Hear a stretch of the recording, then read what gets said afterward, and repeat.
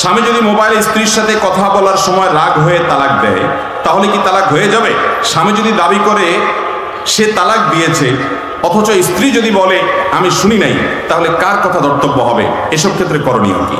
ভাইরা আমার, স্বামী যদি তালাক দিয়ে থাকেন, স্ত্রী যদি তালাক নাও শুনেন, তারপরও তালাক পতিত হবে।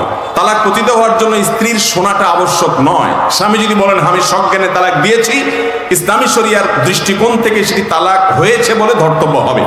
দ্বিতীয়ত, তালাকের ক্ষেত্রে কোনো সাক্ষী থাকা আবশ্যক না যে সাক্ষীর সামনে বলে না এই জন্য তালাক হবে না। স্বামী যদি সজ্ঞানে স্ত্রীকে তালাক দিয়ে থাকে, তাহলে সেক্ষেত্রে তালাকের শর্ত পূরণ হলে, যথাযথ নিয়মে তালাক হয়ে থাকলে, স্ত্রী না শুনলেও তালাক হবে। এক্ষেত্রে স্বামীর কথাই ধর্তব্য হবে। স্বামী স্ত্রী দুজন যদি বিতর্ক করেন যে না তালাক দাও নাই তুমি, স্বামী যদি বলেন আমি দিয়েছি, তাহলে স্বামীর কথাই ধর্তব্য হবে এবং তালাক হয়ে যাবে।